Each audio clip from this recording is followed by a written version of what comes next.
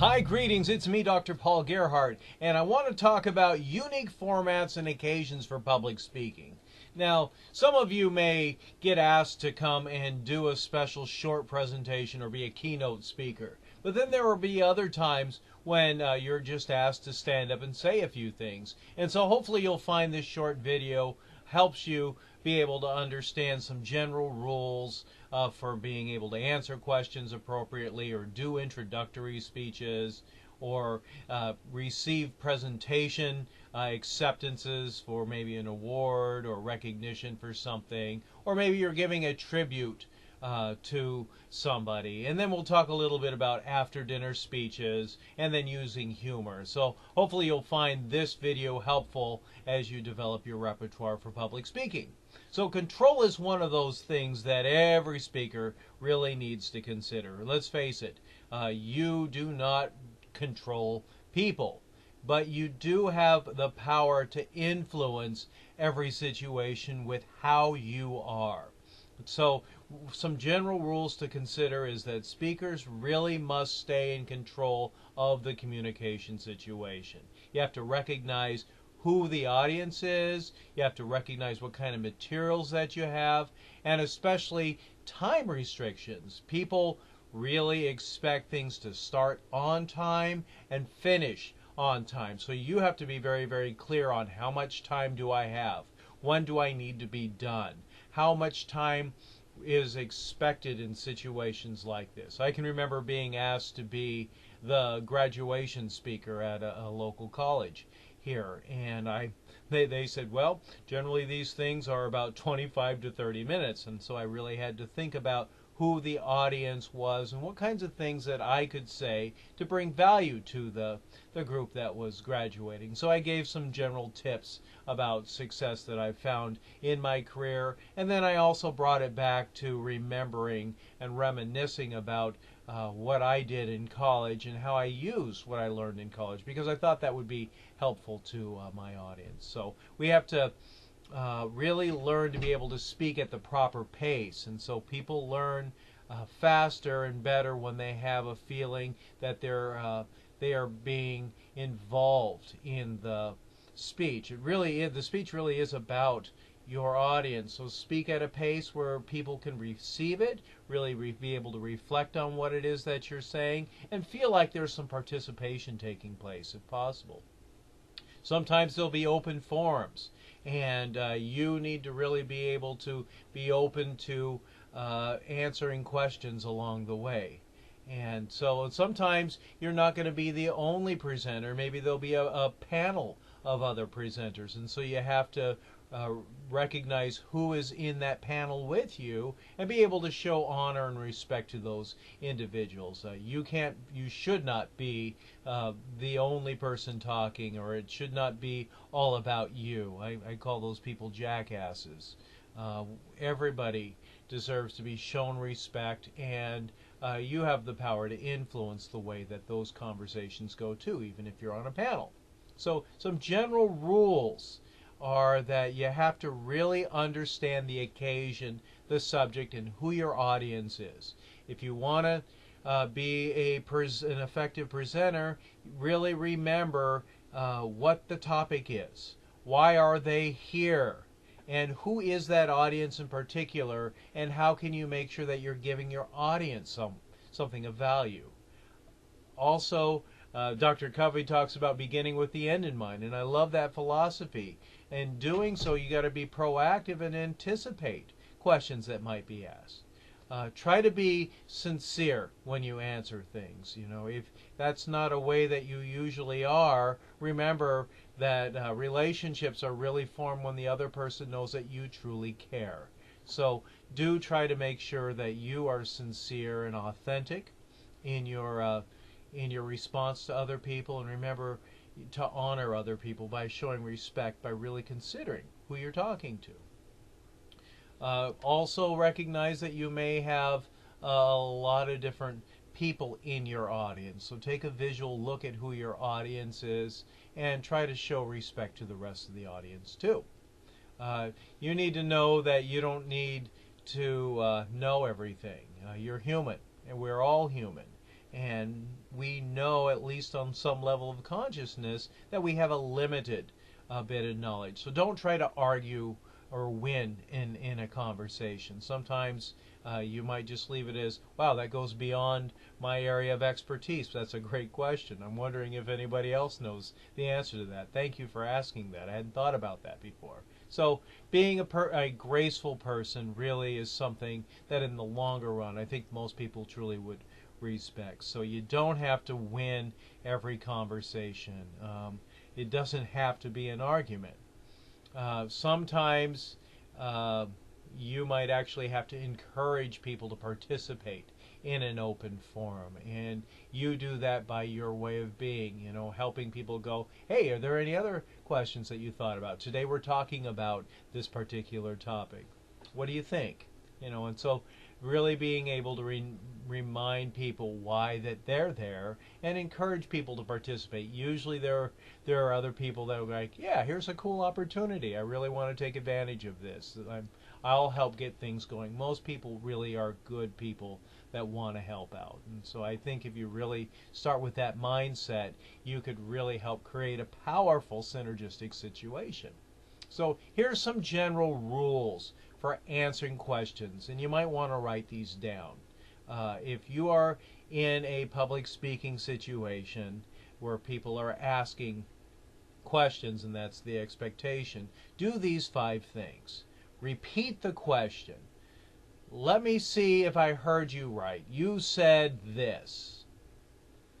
If I'm understanding you right, so rephrase the question. If I'm understanding you, you're really asking this. Did I get that right? So postpone things that really aren't relevant to the situation, or things that are overly technical or too time consuming. And you just might say, wow, that's a really great question, and I don't think we'll have enough time to answer that whole question. I'm going to move that to the end of the session and remind me if we still have time, because I really want to answer your question. That might be something that we can talk about afterwards. Or, wow, that really is a technical question, and for this type of forum, I would prefer not to ask that. I could talk to you about that afterwards if you like. So sometimes there are people who like to give loaded questions, like, I don't like to talk about politics, religion, those types of things, or sex.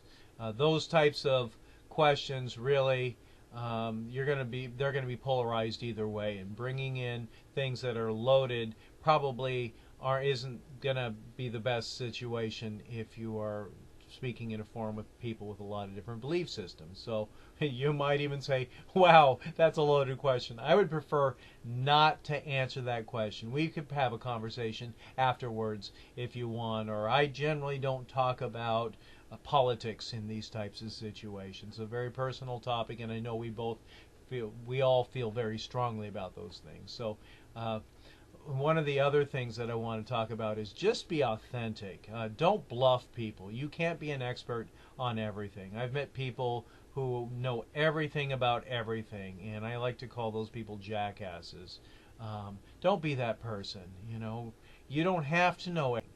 And most people recognize that nobody can be an expert on everything. So just always be honest and be authentic. I think in the longer run, people will really respect your authenticity. So with general participation, there's something called the overhead question. This is about directing questions from the speaker or discussion leader to the entire audience. So that's a great question. What do you all think about this? And the eye contact and the hand movements really will help facilitate that conversation. The direct question, choosing a specific member of the audience and asking that person a direct question. That's a great question. I want to direct that question to Mr. Smith over there. He has about 40 years of experience in that area. Mr. Smith, what do you think about that? So sometimes you can prime the pump, and that's building questions into your speech. And so whatever your topic is, you're going along, And you might even say things like, and that really makes me think about this. What do you think about that? And so really getting people to stay engaged in your speech really is important. So asking questions that help lead people to a particular conclusion or get them to think about something. That's a really important thing to do in the sales industry. We all like humor, or most people like humor. And so that's something that is kind of risky to include in a speech. And you have to have a good sense of humor, and sometimes you have to try having a sense of humor or jokes with another. And sometimes stunning people with an idea might be a good idea. Like I can remember thinking about a situation where I was teaching a management class, and then someone says, well, what if you have an employee with this particular problem? Oh, I would just fire them.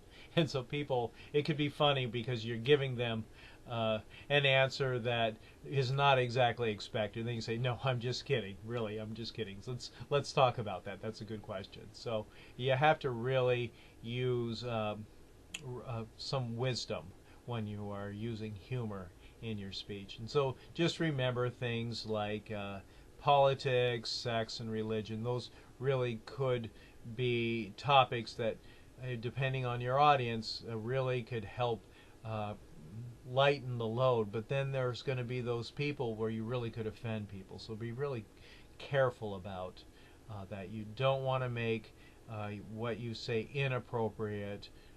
Don't make gender jokes or sexual comments about things. Even politics could be really risque, from my opinion. So don't want to distract people. We want to honor people's meet people where they are. After dinner speeches are something that often happens. Maybe you know that you're going to be asked to give a short speech on a particular topic. Well, people have a full stomach, and they're probably tired, and they're not open for long-winded speeches. So the after dinner speeches really should be brief. And the same thing with lunch too. You have to be very, very clear and specific on the topic that you're talking about. Honor people's time. Be of good humor, of course, and then make sure that you're adapting your presentation to the particular audience. I've worked with a lot of different types of organizations, and you really have to be very clear on who your audience is. So some general rules about giving introduction speeches for a special occasion. Maybe you're supposed to introduce someone. You are not the center of attention at that time, but you will be only for a very brief period of time. Remember, the speech is about your audience, and your audience wants to see who's being honored. So be very brief. Stress the importance and appropriateness of the topic.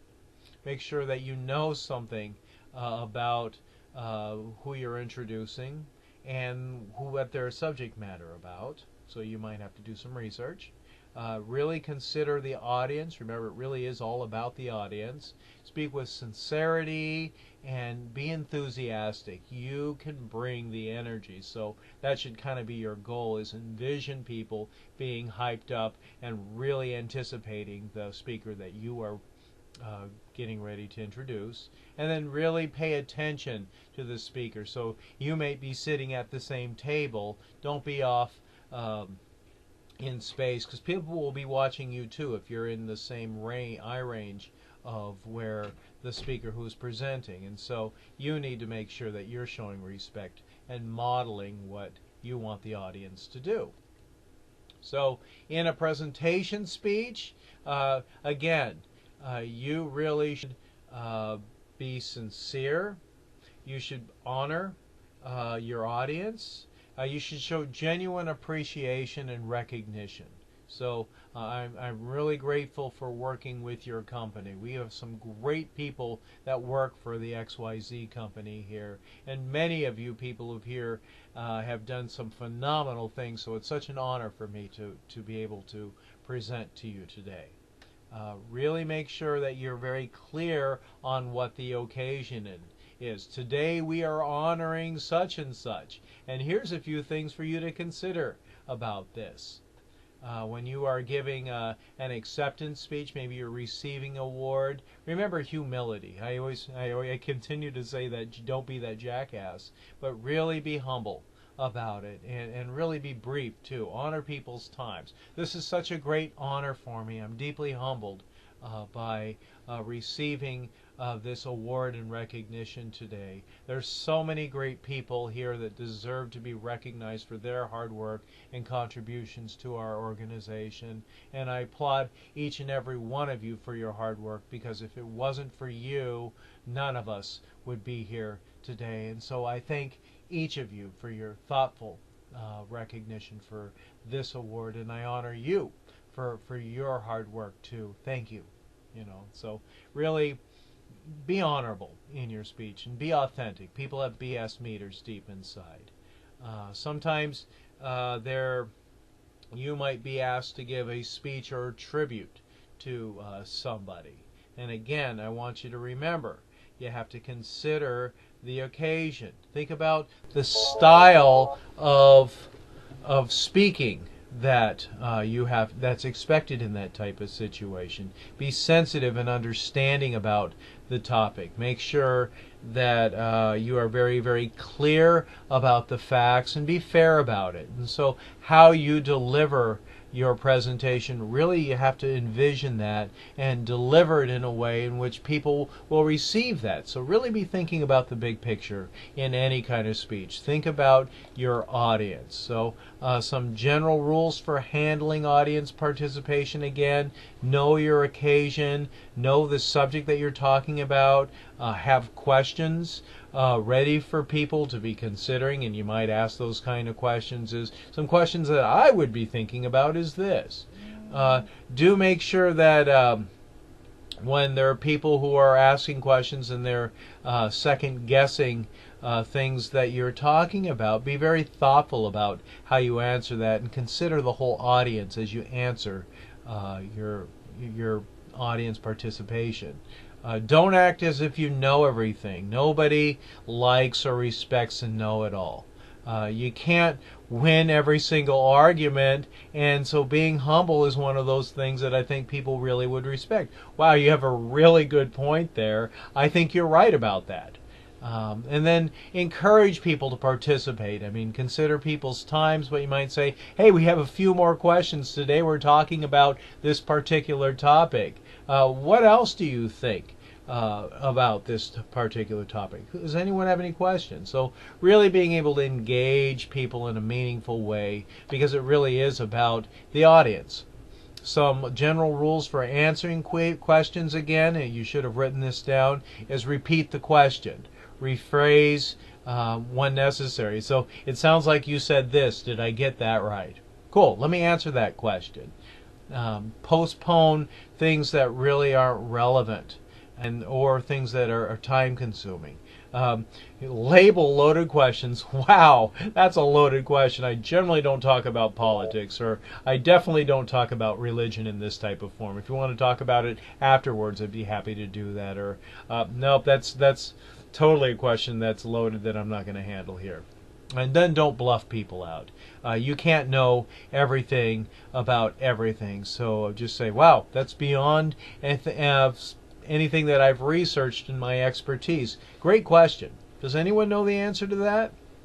So in general, if it's the appropriate use, you need to help generate participation with questions. I think that's one of the most impressive things that some speakers do, is recognize that everybody should be involved and engaged here. You can ask direct questions, or you can redirect questions to the right person.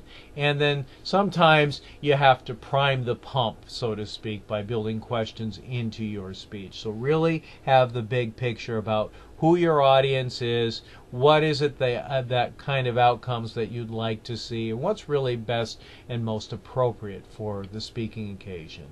Humor really is not for all people. If you're not a funny person, don't risk it. In some situations, humor really is not called for, and so you have to really think about the situation at hand and who you're speaking to. After dinner speeches, really make sure that you keep things good humored, lighthearted, keep things positive. Make sure that it's probably going to be a more relaxed situation, and so try to be as brief and as light as possible. You know, people have a full tummy, they're probably a little bit tired. Some other principles for after dinner speeches: really think about the suitable topics for the situation. Be very clear and brief. Be genuinely good humored and adapt to your specific audience. The major purpose of an introduction really is to create harmony between the speaker and the audience. That's your role if you're introducing someone. So really be brief, but you have to be adequate. You really have to stress the importance of the subject. You know, we're here for today for this particular thing, and we've brought in an expert on this that really is going to help you understand this. I've been amazed by what I've read about so-and-so. So it really is about connecting the audience and the speaker. Make sure that the speaker and the subject really is understood. Consider your audience. Speak with its sincerity and authenticity as well as enthusiasm, and really be able to help people really understand the value of the speaker that's at hand. So, speaking of value, I really value your time, and thank you so much for sticking with this whole video for public speaking and talking about unique formats and occasions. I hope that you have taken something away in this short video, and more important than that, I hope that you have a great day, because only you get to choose how you feel about it. I'm Dr. Paul